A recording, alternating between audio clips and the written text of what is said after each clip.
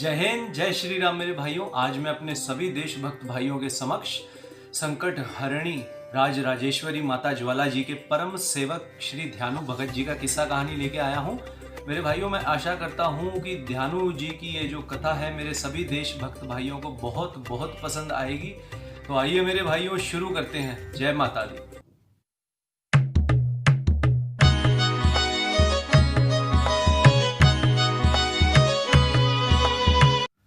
ये कहानी 15वीं शताब्दी के अंतिम भाग की है। उस दौरान मुगल शासक अकबर भारतवर्ष पर राज कर रहा था, भारत का शहंशाह था। अब एक ध्यानु नाम का व्यक्ति एक दिन अपने 1000 साथियों के साथ कांगड़ा जिले ज्वाला मैया के दर्शन करने जा रहा था। यात्रा करते करते वह दिल्ली के चांदनी चौक तक पहुंचा। यहाँ अकबर के सिपाहियों ने ध्यानु और उसके सभी साथियों को गिरफ्तार करके अकबर के दरबार में पेश कर दिया।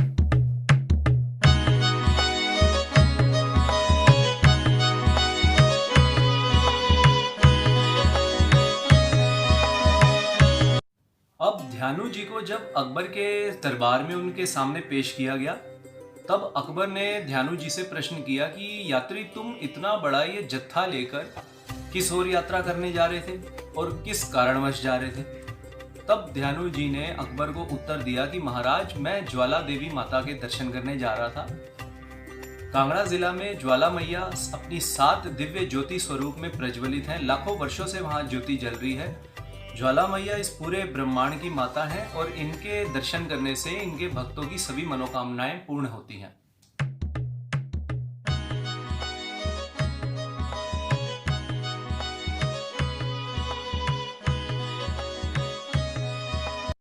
अब ध्यानु जी की ये सब बातें सुनकर अकबर बोला कि यात्री, तुम जिस देवी की शक्ति का इतना बखान कर रहे हो, जरा हमें भी तो उसकी शक्ति का कोई चमत्कार दिखाओ।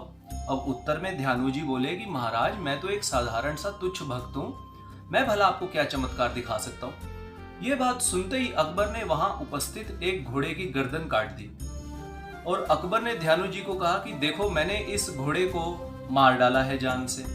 अब तुम अपनी देवी से प्रार्थना करो कि इसे पुनः जीवित करे, और यदि तुम्हारी देवी इसको पुनः जीवित नहीं कर सकती तो ऐसी झूठी देवी की पूजा अर्चना करने से क्या लाभ, जो अपने भक्तों को संकट से उबार नहीं सकती, उनको जीवन दान नहीं दे सकती। अब तुम यथाशीघ्र अपनी देवी को पुकारो और इस घोड़े को पुनः जीवित करो, अन्यथा हम तुम्हें अपनी प्रजा को बरगलाने के अपराध में दंडित करेंगे। अब ध्यानु जी ने कोई रास्ता ना जानकर अकबर को कह दिया कि महाराज, यदि आप इस घोड़े का धड़ और सर 1 मास तक संभाल कर रखें तो मैं मैया ज्वाला जी से जाकर प्रार्थना करूंगा, वह जरूर अपना एक चमत्कार दिखाएंगी और इस मृत घोड़े को अवश्य ही जीवन दान देंगी। अकबर ने ध्यानु जी की ये सब बात मान ली और ध्यानु जी को अपने सभी साथियों सहित ज्वाला मैया के दर्शन करने की भी आज्ञा मिल गई।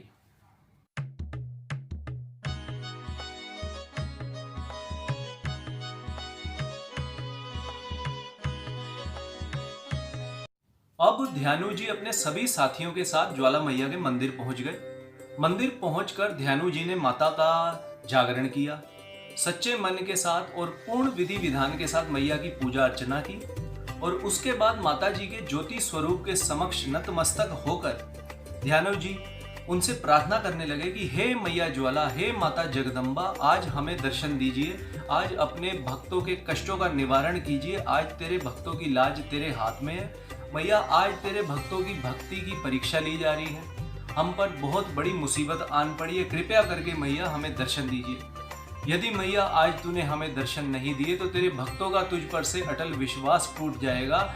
मैया, अगर आज तूने हमें दर्शन नहीं दिए तो तेरे भक्तों का बहुत ही अधिक तिरस्कार और अपमान होगा, और मैया ऐसा अपमानित जीवन जीने से तो अच्छा है कि तेरे भक्त तेरे चरणों में अपना शीश काटकर अर्पित कर दें। और उसी क्षण ध्यानु जी ने एक तलवार के साथ अपना शीश काट दिया और मैया ज्वाला जी के चरणों में समर्पित कर दिया।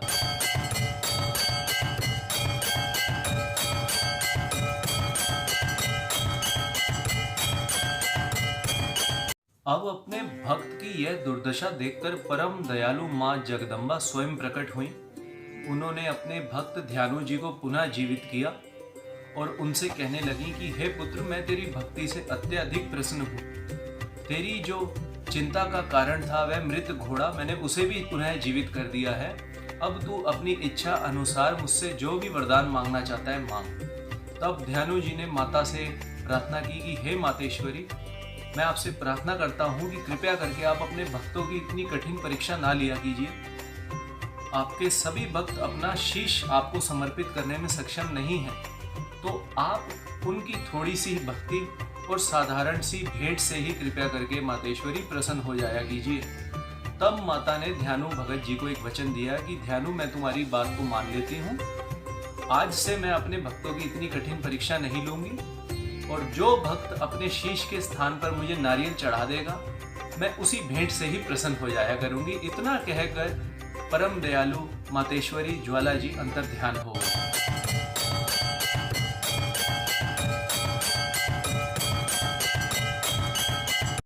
अब बादशाह अकबर को जैसे ही ध्यानु भगत और ज्वाला मैया के इस चमत्कारिक कथा की सूचना मिली, तो उस अज्ञानी को अभी भी विश्वास नहीं हुआ। वह अभी भी संदेह कर रहा था। उसने अपने सिपाहियों को हुक्म दे दिया कि शीघ्र अति शीघ्र ज्वाला जी मंदिर जाओ और सभी प्रज्वलित हो रही ज्योतियों को बुझा दिया जाए। अब राजा की आज्ञा पाकर सिपाही जल्दी से ज्वाला जी मंदिर की ओर दौड़े और वहां ज्योतियों को बुझाने के प्रयास करने लगे। किसी ने ज्योतियों के ऊपर तवे के बड़े बड़े थाल रख दिए, किसी ने ज्योतियों के ऊपर लोहे के बड़े बड़े बर्तन रख दिए, किसी ने ज्योतियों के ऊपर पानी उड़ेलना शुरू कर दिया, लेकिन ज्योतियों को नहीं बुझाया गया। अंत में सिपाहियों ने एक नहर खुदवा दी। नहर के इतने सारे भरपूर जल से भी ज्योतियों को बुझाया नहीं जा सका। तब जाके राजाओं को यह सूचना मिली कि ज्योतियों को बुझाने के सभी प्रयास विफल हो गए हैं। और अकबर के दरबार में जो समझदार और विद्वान हिंदू मंत्री मौजूद थे, उन्होंने अकबर को समझाया कि राजा जी देखिए, इस ब्रह्मांड में माता ज्वाला जी से बड़ी शक्ति कोई नहीं है। आप माता ज्वाला जी से अपने कृत्य के लिए क्षमा मांगिए, उनकी विधि विधान से पूजा अर्चना कीजिए, यही आपके लिए लाभकारी होगा। अकबर ने अपने विद्वान और समझदार मंत्रियों की बात मान ली और 1.25 मन सोने का छत्र चढ़ाने के लिए ज्वाला जी मंदिर की ओर निकल पड़ा, वह भी नंगे पांव।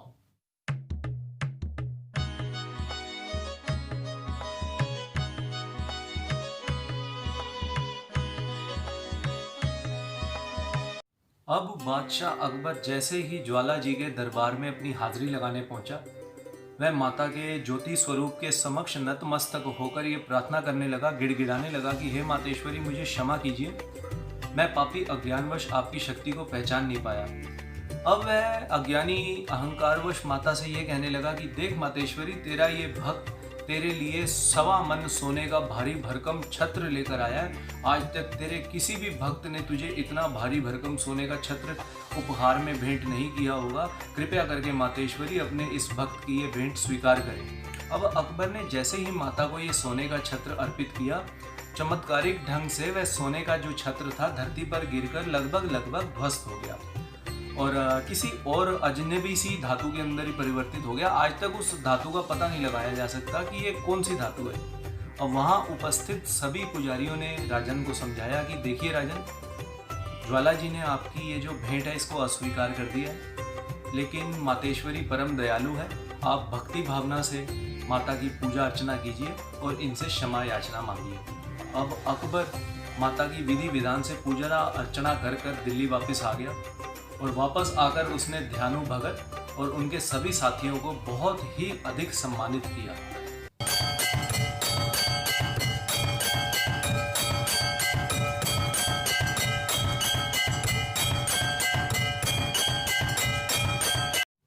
अच्छा भाइयों, हिमाचल प्रदेश में स्थित ज्वाला जी का ये जो मंदिर है, इसको अत्यधिक चमत्कारिक मंदिर माना जाता है और ये 51 शक्तिपीठों में से एक है।